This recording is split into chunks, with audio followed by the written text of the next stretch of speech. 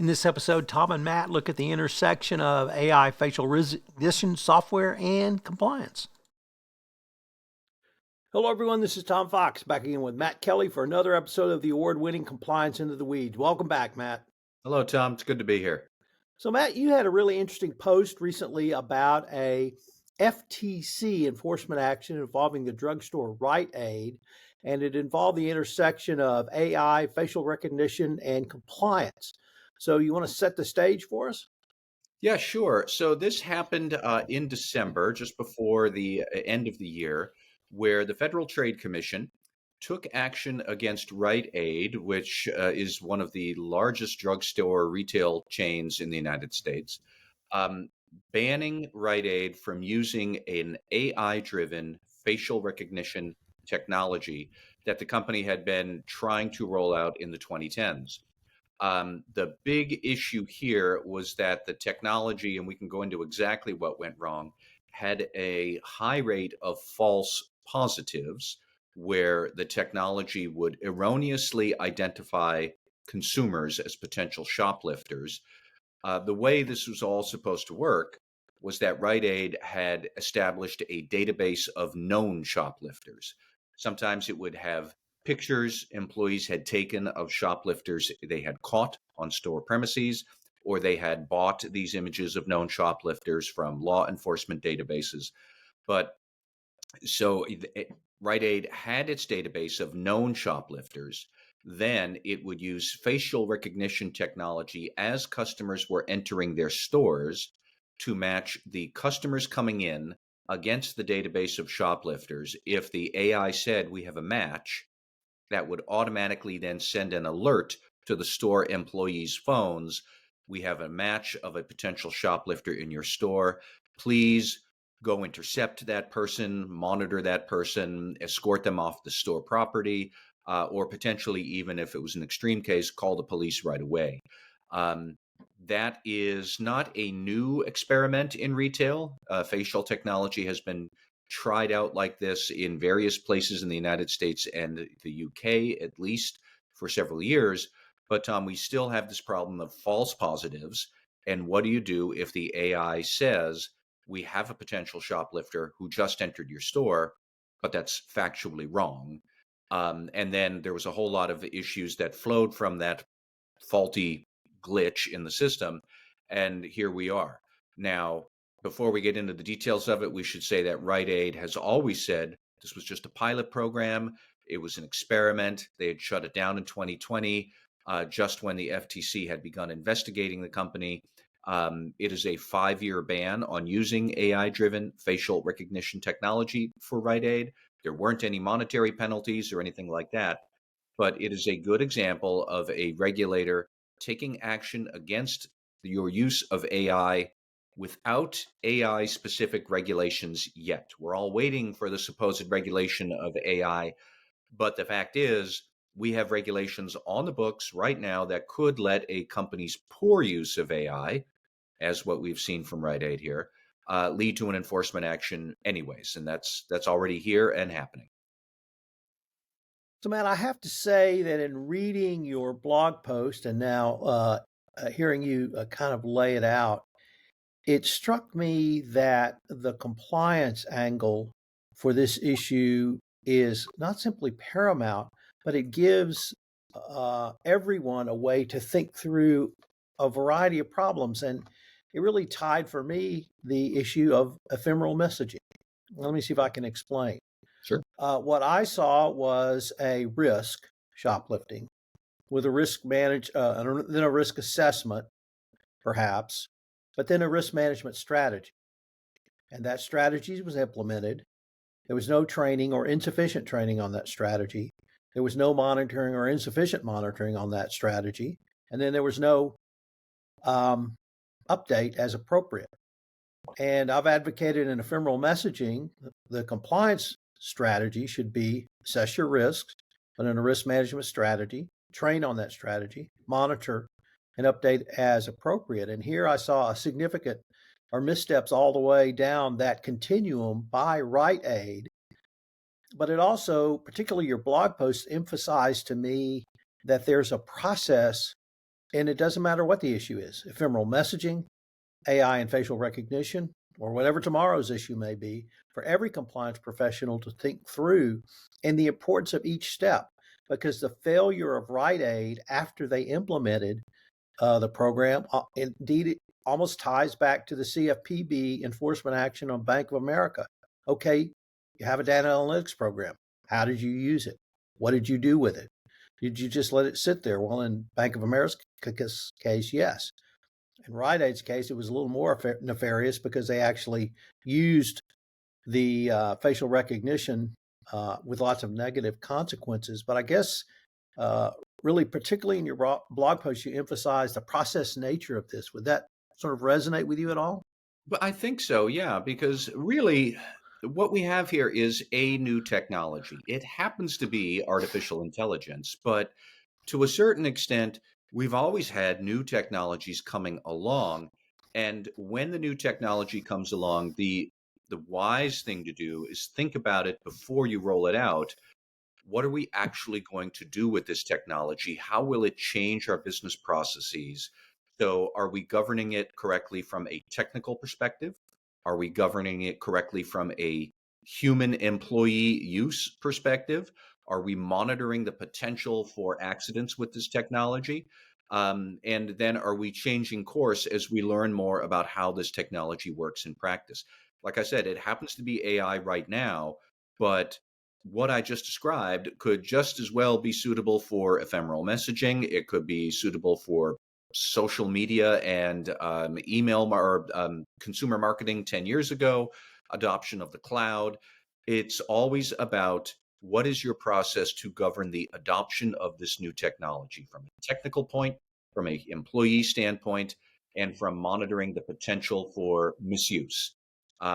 So all of that has long been true. So no, we should not be surprised that the FTC could find a basis to take an enforcement over AI, even though there aren't really that many AI regulations yet. I suspect more will be coming soon, but clearly the FTC doesn't need that. It has enough ammunition now if you have a poor technology governance process. Man, I guess the other question your blog post raised for me is also went in a little bit different direction, is how do we guard against AI embedding societal or other prejudices that would lead to racial profiling by an AI facial recognition software? Was it targeting people of color? Was it targeting long-haired hippie types? Was it targeting long-haired freaky people? Whatever it may be, and how do we think through or guard against, I guess might be the better phrase, that type of racial profiling in an AI, which allegedly is a neutral technology? Well, we can maybe go through what some of the specific faults were that the FTC had flagged for Rite Aid. So, number one was there was a failure to enforce controls over the quality of those images. So, remember that we had an image database of known shoplifters. Well, in theory, those photos were supposed to be looking, say, head on, head and shoulder image, no off center lighting or anything like that, nobody looking off it to the side. These were supposed to be high quality facial images that the AI could learn from.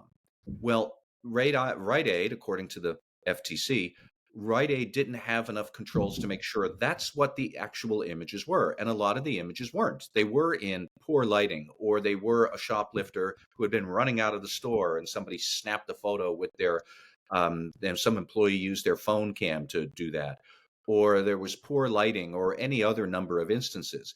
But when it had poor images to learn from, it learned not very well. And to a certain extent, we have to say, well, what did we think would happen there? Also, there were no real efforts to study the rates of false positives. So there was a lot of faulting about tests and monitoring the accuracy of the results. And you could use facial recognition on some sort of pilot basis, or even just in some sort of technology sandbox without actual consumers. You could just see, well, this is our database, this is our AI, these are the algorithms we're using. How well is it actually matching up to these people who we know against the database of images we have. We're going to do a giant test with all our employees or with paid actors or something like that. And then you get a sense of, well, what's the false positive rate? Is that rate getting better or worse over time?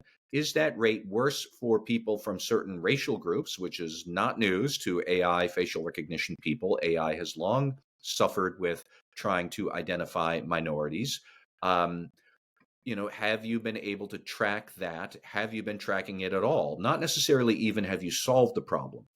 Are you aware that this is a problem and you're trying at least to understand the scope of it and the depth of it and address it? And the FTC said no, Rite Aid wasn't doing that. There was a failure to train the employees.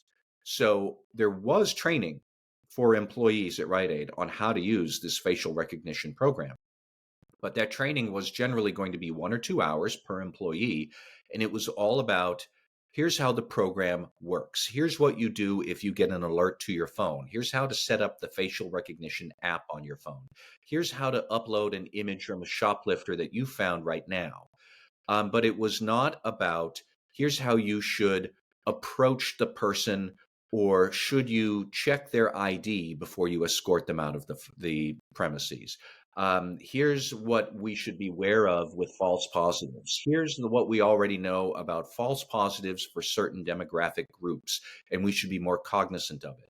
The FTC said that Rite Aid was also deficient on all of those sorts of questions about how employees should be aware of the risks of the AI and the risks of the AI doing something bad.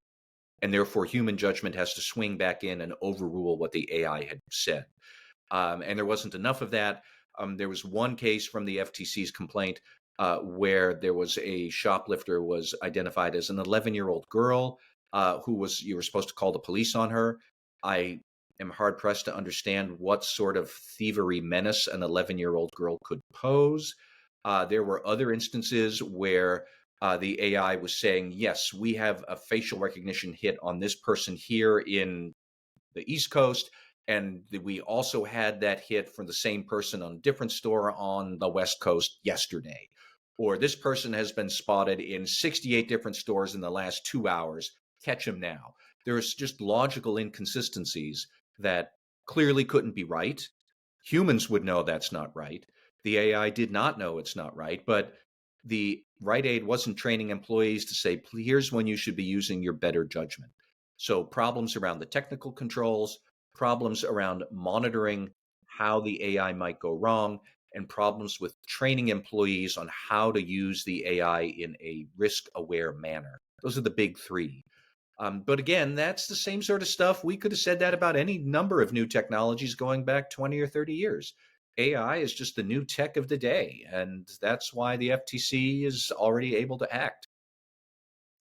There was one other part in your blog post I wanted to maybe explore a little bit, and I'm just going to read the full paragraph, and it's found in the kind of opening section, and it reads, quote, Rite Aid said it was pleased to settle the FTC's complaint, although it did paint a rather different picture of what happened. Rite Aid said the facial recognition system was a pilot program deployed in a limited number of stores and discontinued more than 3 years ago before the FTC investigation even began, end quote. It struck me that did not sound very much like Rite Aid had really learned anything from this exercise, but I thought, well, perhaps that's a little harsh. You've been reading press releases from businesses a lot longer than I have. What were your thoughts on the Rite Aid's response to this enforcement action? Well, I suppose Rite Aid probably saw that this enforcement action was coming. Allegedly, the period involved here is 2012 to 2020. Probably they just saw, okay, A, this is not necessarily going to be worth the headache of using this tech. B, we're clearly going to have the FTC knocking on our door any day now. We might as well just shut it down. I can see why they would be pleased, because they're shutting down a tech that they're not already using. They have a 5-year ban on it, but they've not used it in 3 years anyways. So big deal. And they don't have any monetary penalties, which I'm sure is welcome news. But clearly, if Rite-Aid did have to spend some amount of internal money and resources dealing with this investigation to get to this point. Um, Tom, what I wanted to call out was just one more detail that I didn't really have in my post, but I've been thinking about it a lot, is the nature of the compliance risks that AI is introducing. Because I know some people will think facial recognition, they're spying on me when I come into the store. That's kind of creepy. We don't do that. No, that's wrong. Actually, retail stores have for many, many years tried to track shoplifters, which is a legitimate problem, and retailers have to think about it. But if you are a known shoplifter or you have a history of kiting checks at the cashier's register, you know, stores for many years have posted names and photos of somebody right at the door, or they've given it to the security officer or the cashier saying, be on the lookout for this person here. And if they show up, be sure to apprehend them or don't give them service because we know that they're sketchy. This is not a new thing, what the facial recognition is trying to do. But what struck me was that there's always going to be the risk of error and false positives when looking for shoplifters, even if we're using humans and very manual processes as we have for decades and decades. There's a risk of somebody falsely being accused of being a shoplifter. But what AI has done is it's been able to accelerate the process, to expand it and scale it up. So that risk of false positives, which really was negligible at scale for a large company before. And look, if you get caught and you're not a shoplifter and you get caught up with this, I get that individually, that sucks. And I sympathize with you. But if you're only getting one or two false positives in one or two stores once a week across the 1,600 or 2,000 stores, that's not a significant thing. But AI has allowed us to scale up the business process, so it has allowed us to scale up the business risk. And that now suddenly has become large enough that the FTC might get involved in. The consumer harm before all of AI came along was not within the FTC's perception threshold, for lack of a better word. But now it is because AI has scaled it up. Tom, it's kind of like what I've said before about social media, that social media is not a risk unto itself. Social media magnifies the risks you already had. There's a lot of that same concept going on with AI. It's not that it has invented some new risks, although maybe it has, but it has also taken existing risks in your business processes and scaled them up and accelerated them so that if you're not governing them well at the front end, you are going to have messes like this on the back end. And that's pretty much what happened with Rite-Aid. I guess I would translate that to compliance speak in the following manner. If your risk change, assess the new risk and manage those appropriately. Exactly. I really saw this through the lens of compliance, as I've said several times, but any really final lessons you want to bring for our listeners, Matt? Well, I would just say that a lot of people will think, is this really the compliance officer's problem? Yes, kind of, sort of, but it is more a multifaceted problem. Clearly, the chief technology officer of your company is going to be the one who's thinking about how to bring AI into your products, your services, your business processes. He or she may not fully grasp exactly what they're doing to the company's risk profile, or they might grasp some of it around cybersecurity, but not necessarily all of it around, say, compliance or FTC enforcement or privacy. So this is going to force compliance officers, internal auditors, IT auditors, CISOs, chief technology officers. It's going to force you to work together much more closely so you understand exactly what you're doing before you do it. Because the risks of doing it poorly and then that risk runs away at the speed of a bullet, like that's going to, I think, go up in years to come. So yes, this is going to be more of a team approach to be able to govern these sorts of new threats coming down the road. Well, Matt, as always, we will link to your blog post in our show notes. Can't wait to see what next week will bring us. Thank you, Tom. This is Tom Fox again. Thank you so much for listening to this episode of the award-winning Compliance Into the Weeds. I hope you will subscribe, rate, and review wherever great podcasts are listened to. Compliance Into the Weeds is a production of the Compliance Podcast Network.